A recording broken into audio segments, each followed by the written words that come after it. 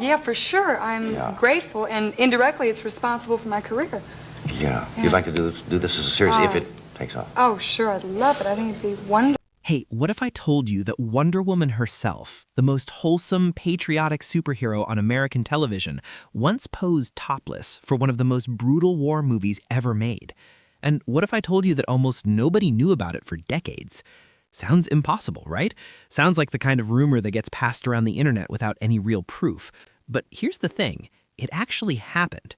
There is a photograph sitting in private collections and showing up at auction houses that proves it. A real, professional, fully produced topless centerfold of Lynda Carter, the woman who spent 3 years teaching little kids across America that women could be strong, brave, and powerful. And the wildest part of this whole story, she never even made it into the finished movie. So how in the world did Wonder Woman end up posing nude for Apocalypse Now, only to completely vanish from the film before a single camera rolled on her actual scenes? Grab a seat, because this story involves a massive typhoon, a last-minute phone call, and one decision that literally changed the history of television forever. Let's start at the very beginning, because to really understand how all of this happened, you need to understand who Lynda Carter was before she was Wonder Woman. And the honest answer is, she was nobody. Not in a mean way, but just in the regular everyday sense that she was a young woman from Phoenix, Arizona, trying to figure out how to pay her rent. She was born Lynda Jean Cordova Carter on July 24, 1951. Her dad had English and Irish roots. Her mom's family came from Mexico. They were a working-class family, no connections to Hollywood, no rich relatives who could open doors for her, just a regular household in the Arizona heat, and a girl who happened to have a voice that made people stop whatever they were doing and listen. By the time she was 15 years old, Lynda Carter was already singing at a local pizza parlor, not because she was chasing fame, because she needed the money. After high school, she put together a band and started touring nationally as a lounge singer. She traveled from city to city, performing night after night, doing whatever it took to keep the lights on. It was hard work, exhausting work, the kind of work that most people who dream about show business never actually do.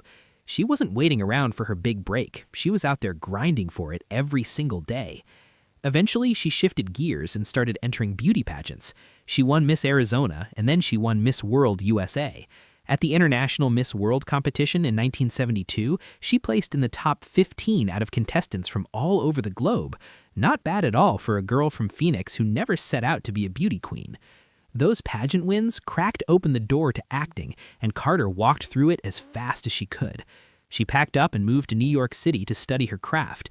She took classes with serious, respected acting teachers, people like Stella Adler, whose students included some of the biggest names in Hollywood history.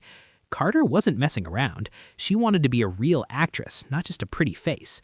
She started landing small guest roles on television shows, a little part here, a brief appearance there, shows like Starsky and Hutch, and the few others that most people have completely forgotten about. In 1975, she appeared in a low-budget Western called Bobby Joe and the Outlaw. Nobody cared about it. It came and went without making any noise. And by early 1976, Lynda Carter was broke, completely and totally broke. She later said that when her life finally turned around, she had exactly $25 left in her bank account. $25.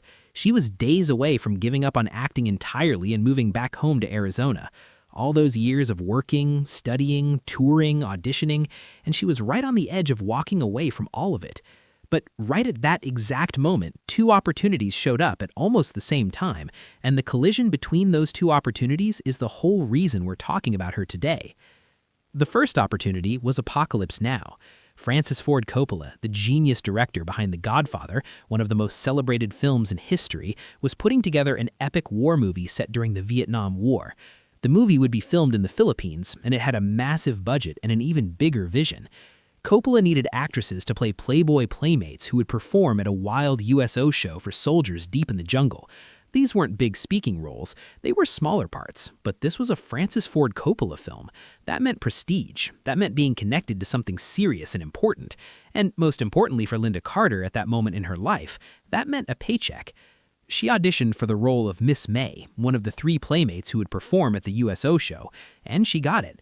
The role had no real dialogue in the original script. She would dance, she would appear in the chaos of the show, and she would be part of one of the most anticipated movies of the decade. Carter packed her bags and flew to the Philippines to join what would later be described as one of the most troubled, most chaotic, most absolutely insane film productions in the entire history of Hollywood.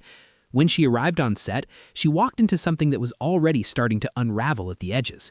Coppola had built a massive stage for the USO show sequence. It was enormous, big enough to hold hundreds of extras playing soldiers, surrounded by lights and cameras, and the kind of scale that made everything feel more important than anything Carter had ever been part of before. But her very first job on that production wasn't to act or dance, it was to pose for a centerfold. Here's why that mattered. In the story of the film, the Playmate centerfold wasn't just something pretty to look at, it was an actual plot point. Soldiers at the USO show would buy the centerfolds. Later in the movie, one of the main characters, a guy named Chef, would pin Miss May's centerfold to the wall of their patrol boat. The camera would come in close and linger on it, close enough that audiences needed to be able to recognize the face in the photograph as the same woman they'd seen dancing at the USO show earlier. Coppola was obsessive about details like this. Everything had to be real. Everything had to feel authentic. So they needed an actual centerfold, produced with the same professionalism as the real thing. They hired top people to design the costume Carter would wear. A costume designer named Dean Tavoularis was brought in, and his brother Alex Tavoularis created incredibly detailed drawings of the outfit. They settled on an American Indian-themed costume. Feathers, fringe, beadwork, all of it. The sketches were done from multiple angles with handwritten notes on the margins, showing every piece down to the moccasins. It was extremely detailed work for what was essentially a prop. Then Carter posed for the photographs. Professional lighting, careful positioning. The final image showed her topless, wearing only the bottom portion of that costume, her expression calm and confident. And when they were done, the production team formatted the image exactly like a real Playboy centerfold. Same layout, same style, and they even printed fake party jokes on the back of it, just like real issues of the magazine had. If you looked at it without knowing the backstory, you would never guess it wasn't a genuine Playboy spread. It looked perfect. Carter looked perfect. Everything was ready. And then the typhoon hit. In late May of 1976, a massive storm called Typhoon Olga came crashing into the Philippines. It was a monster, one of the worst storms to hit the region in years, and the very first thing it obliterated, tore completely apart like it was made of paper, was Coppola's enormous USO show set. The structure that had taken weeks to build, that had cost enormous amounts of money, was gone in hours. Wind and rain just ripped it to pieces. The whole production came to a grinding halt. Coppola later admitted with a bit of dark humor that the typhoon was actually a blessing in disguise, because before the storm destroyed the set, he had already discovered a serious problem with it. The set had been built inland, away from the water, but during the actual Vietnam War, USO shows of that scale happened near water because troops arrived by boat. The set was in completely the wrong location. When Coppola realized this and told his crew he wanted it torn down and rebuilt near the shore, they refused. They said it was too expensive and too ridiculous. Coppola had no choice but to accept it and figure out how to hide the mistake with camera angles. But then the typhoon made the decision for everyone and destroyed the set anyway, so when production resumed, he could rebuild it correctly, right where it should have been all along. But before any of that rebuilding could happen, production was shut down for months. Cast members were sent home. There was no timeline for when shooting would start again, because nobody actually knew when Apocalypse Now would be back up and running. That's when the second phone call came, the one that changed everything. While Carter was waiting around for Apocalypse Now to figure itself out, something completely different was happening over at ABC, the television network. They were desperate. They had been trying to make a Wonder Woman TV show work, and their first attempt had been an embarrassing failure. Back in 1974, they had made a pilot with an actress named Kathy Lee Crosby playing the character, and it was bad. Really bad. Crosby's version of Wonder Woman wore a pantsuit instead of the iconic costume. She fought more like a spy than a superhero. The whole thing felt like a generic action show that just happened to borrow the Wonder Woman name. Critics hated it, audiences ignored it, and the network knew they had to try again and get it right this time. So they started fresh. A producer named Douglas Kramer began holding auditions. Hundreds of actresses came in from all over Los Angeles, each one hoping to be the woman who got to carry that golden lasso and wear those star-spangled boots. The pressure was enormous because Wonder Woman had been around since the 1940s. She was created by a psychologist named William Moulton Marston as a symbol of female strength during World War II. Getting the casting wrong a second time would basically kill any hope of the character working on television ever again. But when Lynda Carter walked into that audition room, something clicked. She had the height, 5 feet 9 inches tall, which helped her look physically powerful. She had the dark hair and striking features that matched the comic book illustrations perfectly. She had a physical presence that filled the room without her even trying. She looked like Wonder Woman before she said a single word. One producer apparently warned her that other women were going to be jealous of how she looked. Carter just smiled and said, "Not a chance." The timing for this new Wonder Woman show was honestly kind of magical because the world was changing fast in 1975 and 1976. The United Nations had declared 1975 the International Women's Year. The Equal Rights Amendment was gaining momentum across the country. The women's liberation movement was louder and stronger than it had ever been. And America was getting ready to celebrate its 200th birthday in 1976, which meant the whole country was in a patriotic mood. A show about a strong, beautiful, brave American woman who could go toe-to-toe with anyone, including men, felt exactly right for that exact moment in history. The new Wonder Woman pilot aired on ABC on November 7, 1975, and the numbers were stunning. The show pulled in 48% of the audience share that night. Almost half of every American watching television chose Wonder Woman. The network was impressed, but not entirely convinced yet. They had another female-led action show called The Bionic Woman scheduled for the following fall, and they weren't sure they needed 2 of them at the same time. So they ordered 2 more episodes to air in the spring of 1976 as a test. Both of those episodes performed just as well as the pilot. The fan mail was pouring in, critics were praising Carter's performance, the momentum was undeniable. ABC finally made the call. They wanted a full series, starting in the fall of 1976, and they wanted Lynda Carter locked into an exclusive contract immediately. And now Carter had a real problem on her hands, the most complicated, most important choice she had ever faced in her career. On one side of the scale, she had Apocalypse Now, a Francis Ford Coppola film, the kind of project that made other directors and actors take you seriously, the kind of movie that got nominated for awards and got written about in serious film magazines. It was prestigious in a way that network television almost never was. On the other side of the scale, she had Wonder Woman, a steady job, a starring role, not a bit part, not a small appearance, but the actual lead of her own television show. A character that millions of people already knew and loved, real money when she had $25 in her bank account. The difference between having a career and giving up on acting and driving back to Arizona. But there was a practical problem that made the choice even harder. Wonder Woman needed her immediately, full-time, no exceptions. Apocalypse Now was still completely shut down because of the typhoon, with no clear date for when filming would start back up again. The movie's schedule had already fallen completely apart. What was originally supposed to be a 5-month shoot had become something with no end in sight. If Carter committed to Wonder Woman, she physically could not fly back to the Philippines when Apocalypse Now eventually got itself together.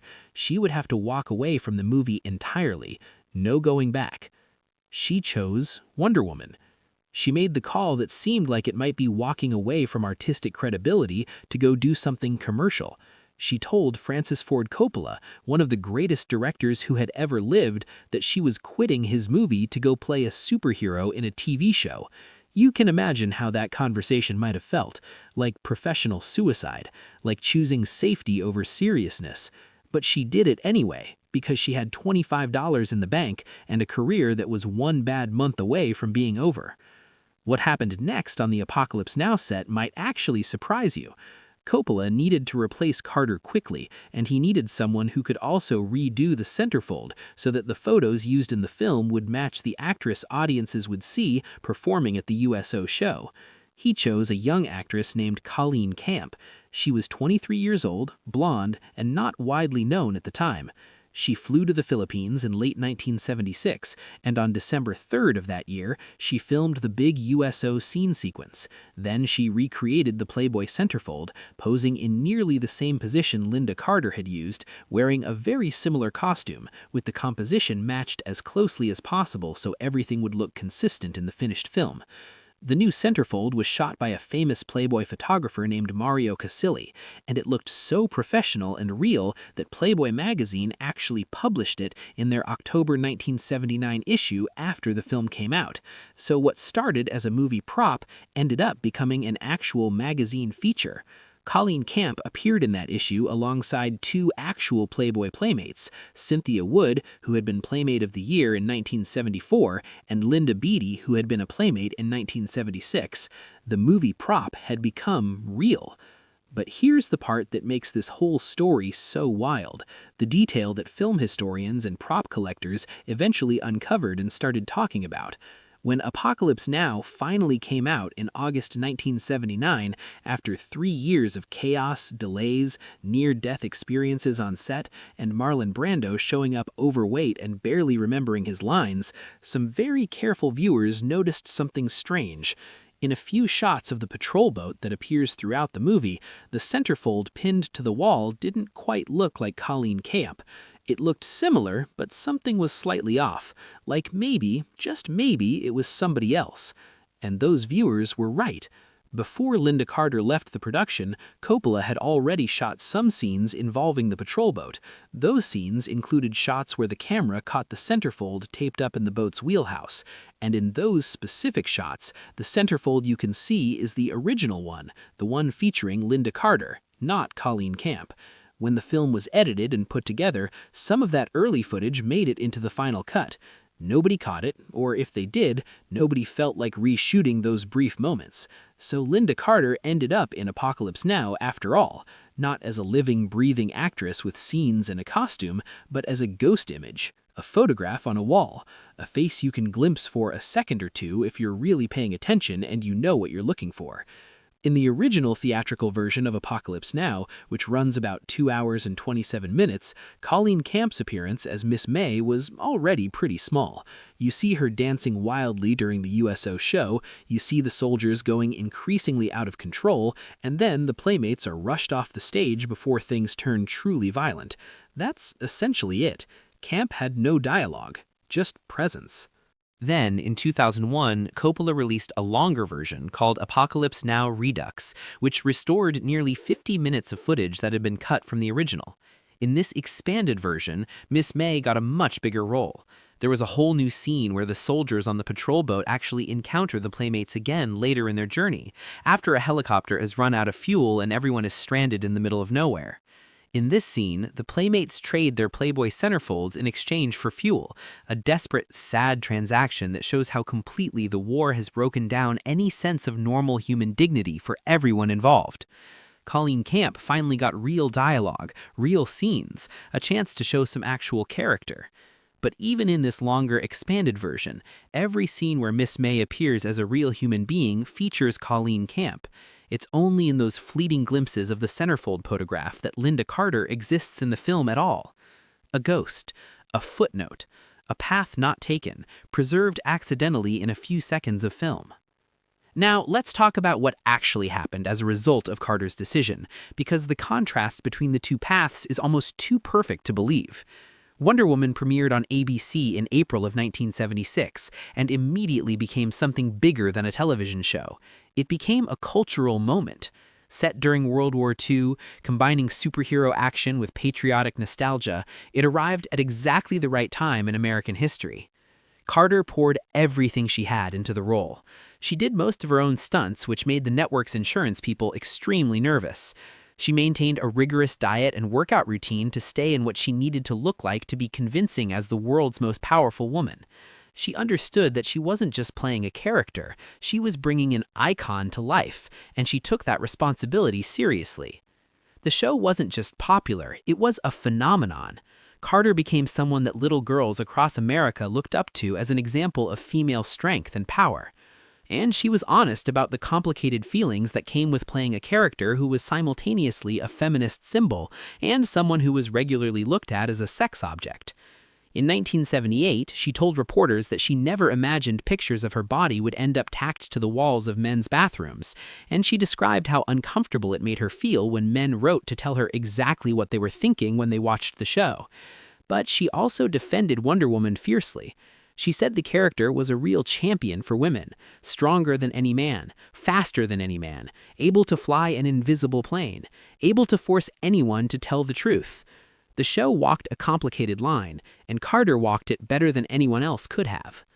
Wonder Woman ran for 3 seasons and 60 episodes. It started on ABC and then moved to CBS, where the setting shifted from World War II to the modern 1970s, and the title became The New Adventures of Wonder Woman. Throughout all of it, Carter was the heart of the whole thing. In 1978, she was voted the most beautiful woman in the world by 2 separate international organizations. She signed a major modeling contract with Maybelline Cosmetics in 1977.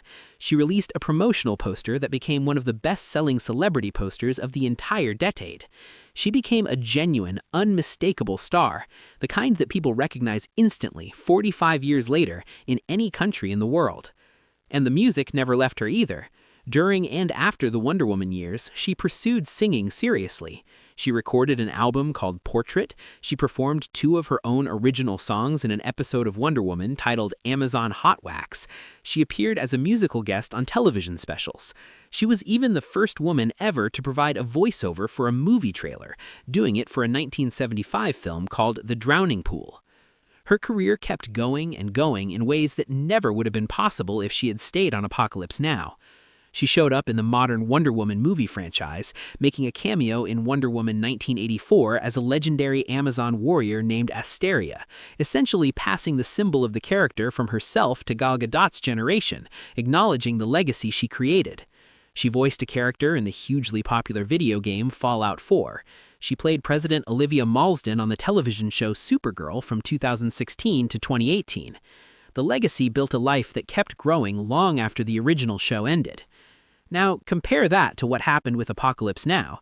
The movie was finally released in August 1979, after 3 full years of production disasters.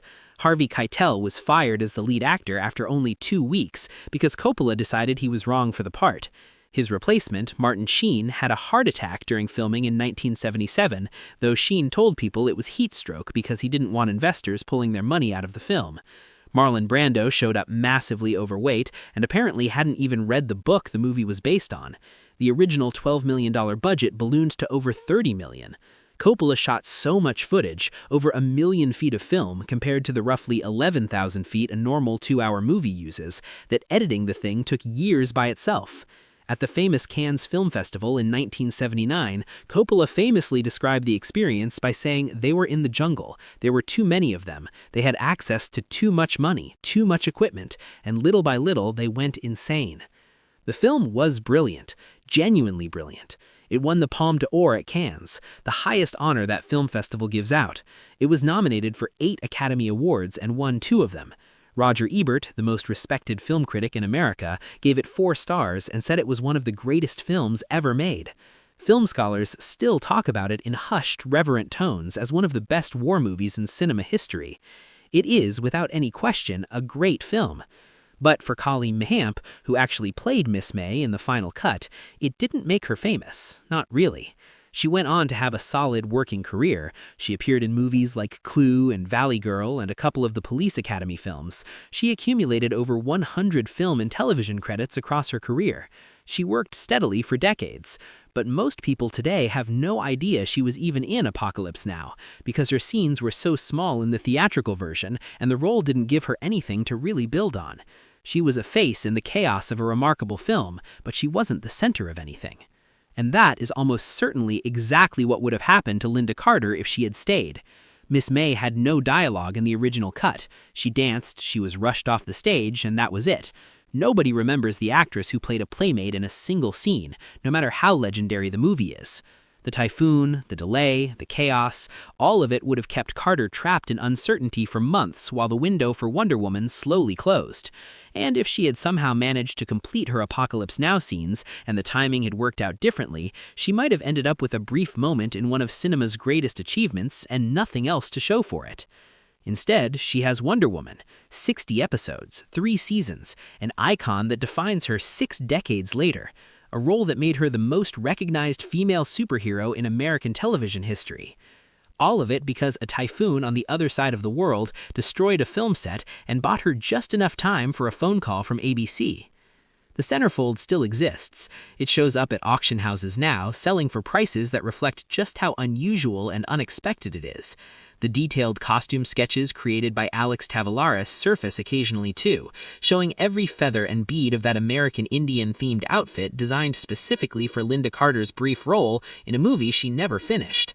And if you watch Apocalypse Now carefully, really carefully, paying close attention to those shots of the patrol boat, you can see her there in the background.